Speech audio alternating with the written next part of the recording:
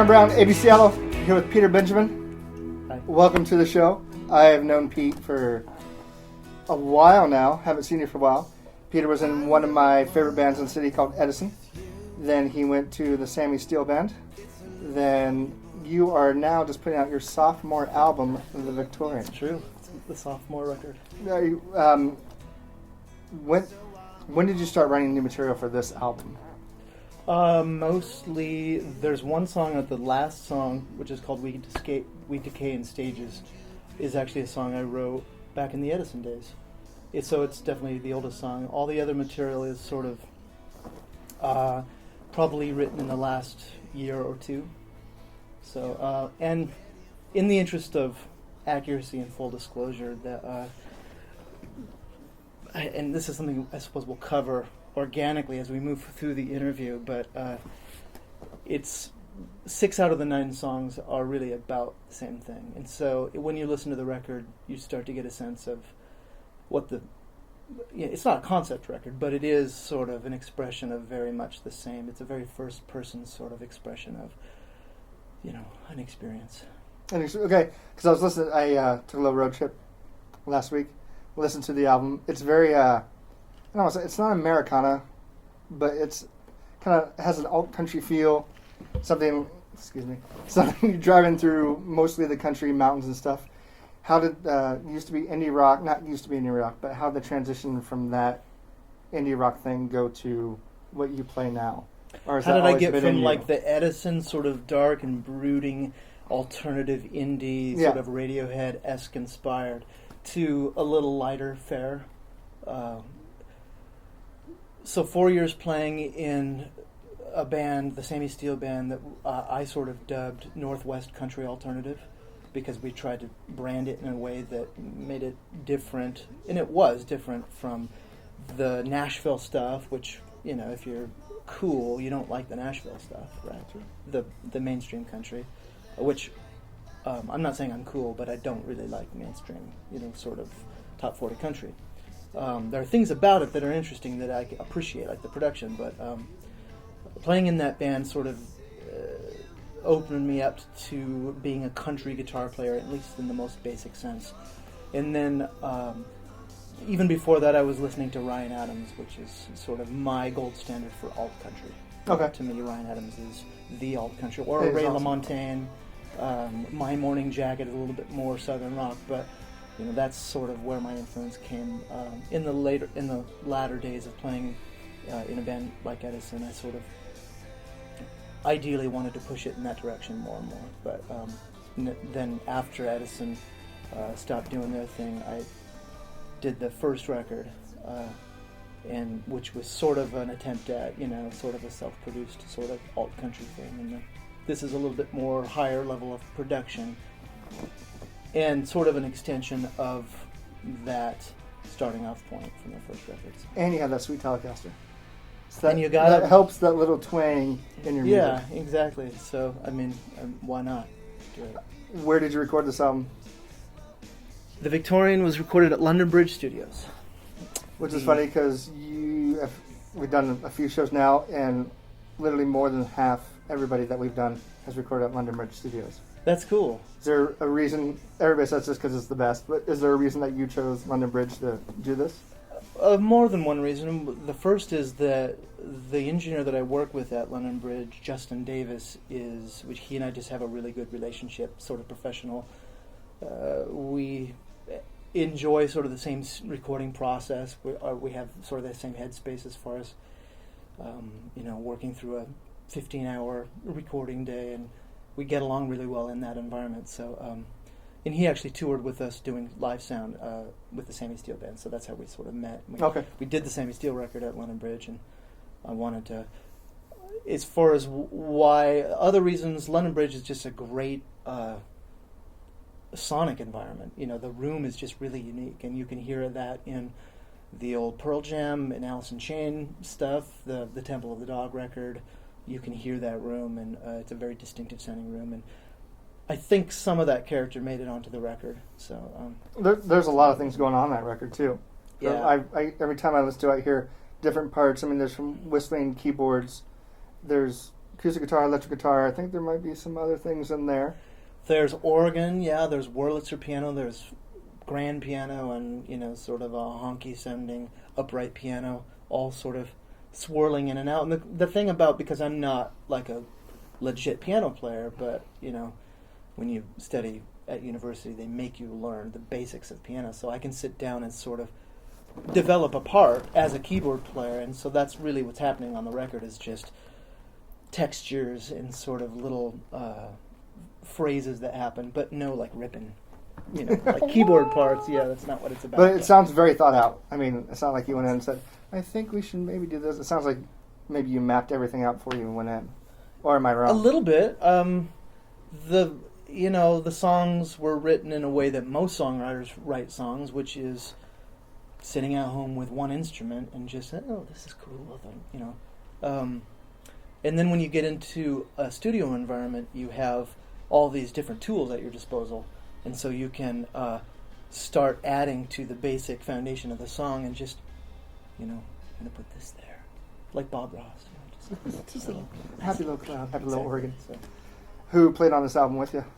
So the rhythm section on drums is Jason Kenyon, who's sort of a guy from the Boston area, Berkeley grad who came out here probably 3 or 4 years ago. Okay.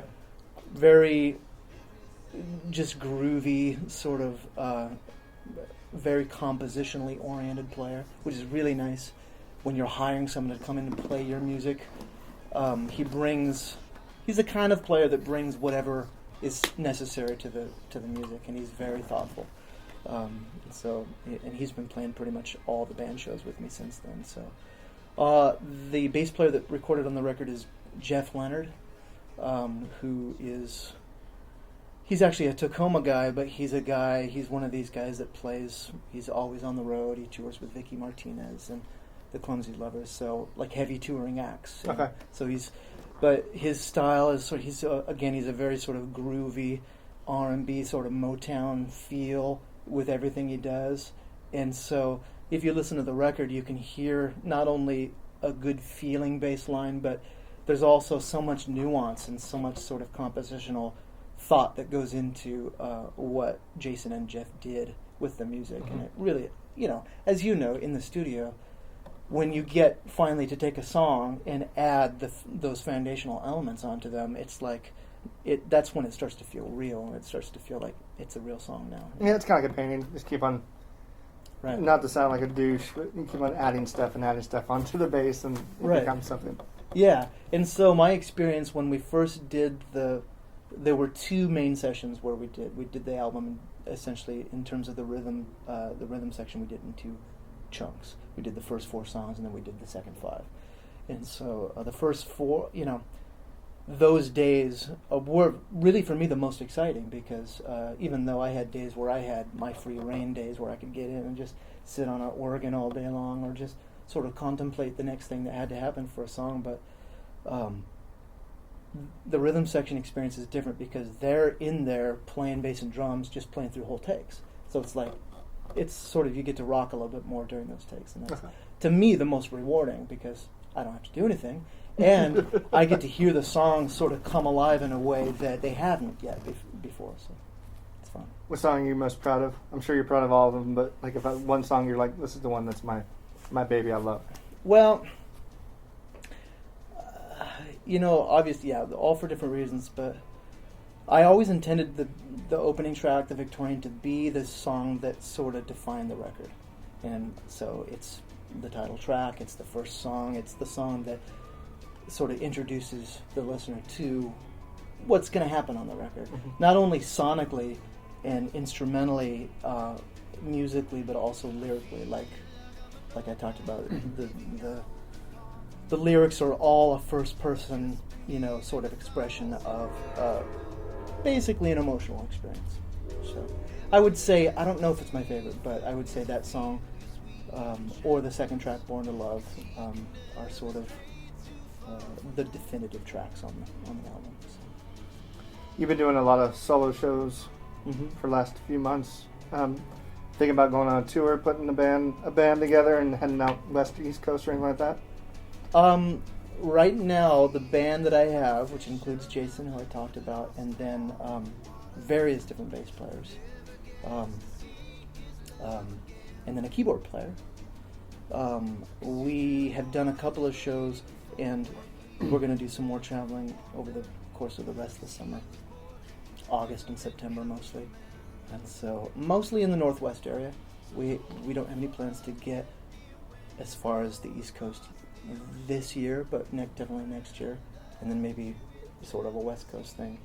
Any improv in your shows, or do you guys keep it directly like the record, and any covers come out or anything, or how's that work? We play covers. I mean, the band the kind of show that, because this is my livelihood and I try to have a product that can cover a lot of different grounds, so we can just do a Seattle club 45-minute set of originals, or we can do 3 or 4 hours of, but that, obviously that includes about an hour and a half worth of originals and then a couple hours worth of covers. So the challenge is always to integrate the covers that you play with. One of my favorite moments of all time seeing you play, by the way, is the Madonna medley that you did back with the Wang back in the day. So that is a people perfect still example. talk about it. Exactly, it's a perfect example of how I think you should treat. It should be something that is an extension of who you are as a songwriter, as an artist and a performer, rather than compartmentalized from here's our originals, and then let's have fun, because that would be kind of a bummer if people, the original music and then the covers. It's sort of, you don't want them to be so separate. Yeah, we always, not to get on me, I like to talk about me though, but the band Ed Wing I was in, we always talked about doing some covers, but we didn't want to do the stereotypical covers. That's why we always tried to do something that people would be like, oh, this is kind of fun, and like they hear the first few lines, you're like, wait, what is this? Exactly. I know this, but we never wanted to be like let's punk it out and try to make it cool and see how fast we can play it. So that's why we started doing Prince melodies, Madonna melodies, something like that, just to make it kind of. I'll come back and get people into it to listen more to the kick-ass music that we used to play. Well said. It's time for 6 out of 60. 11. 11. What band do you think gets a bad rap? Example, like a Creed. Ooh, okay. So, is there a band that you're just like, all my friends are making fun of them, but I actually kind of secretly like them? Well, I can say that an artist, like I will listen to Katy Perry, for example, and appreciate the pop pizzazz Goodness. And how fun that music is, and in some ways how well crafted it is as pop music. But I would say that all of my musician friends, I really have to be careful who I tell that to, because as you know, if I start talking about, I watched the Katy Perry movie, and did you really? Yeah, and I learned about I learned about her as a person, and like her beginnings as sort of a gospel artist, a preacher's daughter, and then she moved to L.A. and sort of she really struggled to get attention from the label that she was on, and it's sort of a self-made pop star story, and it's really admirable. I can relate to that, in terms of the struggle of trying to matter as a musician in a town where it seems like everyone's different. It's like if you're really, really good, they'll pay attention, but if you're not quite really, really good, you're just another guy in a music town. So, I like I like Katy Perry's songs. I think that's a good record. Catchy as shit. I think that's a great pop record, and I think it deserves to be as, well, received as it was. 42. Besides Facebook, name a website you visit pretty much every day. I mean, the easy answer is my own, because I have to add things to it. So that would be peterbenjaminmusic.com. Plug. I'll have a little ding. Yeah, good, perfect. But God, my bank. Nothing sexy, unfortunately. Nothing awesome well, to I'm not going say. to talk about the sexy stuff. So It's either really banal or it's too risque to talk about. So, 30. Number 30. What is the weirdest gig you ever played? The weirdest gig ever. Yes. Ever. Okay. Boy, there's been some weird ones. I'm just going to sort of verbalize the chain of thought here. There's a venue right in here called in Auburn here called the Spunky Monkey, and it's like an old converted church, and you go and set up in the balcony, and there's like nobody can see you, and it sounds like crap, and it's like, sorry, Spunky Monkey, if anyone's like listening, maybe you've changed it, maybe you've reformatted, maybe everything's working down there now, but that sort of has to be up there. That image comes to mind when I think of weird gigs. So they can't see you at all. They can hear the music, but they can't. They can't see you like you would want to. You know how you want to when you go see a rock band. You want to get like up in their face and like feel the body heat, and you want to, you want the amps to be up in your face, and that doesn't happen so much. So I'm gonna go high on this one. I'm gonna go 54. 54. Who is your local music hero? Local music hero. I'm gonna have to go back in time a little for this one. First time I saw Capillaries, Matthew Southworth, sort of instantly became somebody who I paid attention to, and he's an approachable guy too. So you can get to know Matthew, and then and you find out he's like this, guy that does things. But he sort of became a hero, sort of as a personality. But Matthew's actually drawing comic books right now. Yes, he is. Doing what he loves, and he started kind of a new project. I think it's just himself right now called RKO. Yeah. Which I think there's a few songs on the net, but I haven't heard anything I've heard about maybe it. one or two tracks from it. It's cool. So I don't know really if he's putting the Capillaries to sleep or... Well, my impression, and you can edit this out if this is too inflammatory for the local music scene. Dozens and dozens of people are going to watch this. Exactly. So I may be reflecting the common notions out there, but Matthew's one of those guys that keeps you waiting for a record, right? Yeah. No, correct. Capillaries' record, was sort of gonna come out for years and years, and it just never did. And now, so I'm hoping that this new project sort of sees the light of day. I think there's a few different versions of some of those songs on record. And the reason, yeah, exactly. So the reason I say Matthew is because he's a guy that I actually did go out and I would follow him around a little bit. It just as these little acoustic, like he would just show up and play 3 songs at this little show that had a million different performers. And so he was a guy that I would just go out of my way to check out just because I knew it was going to be different every time.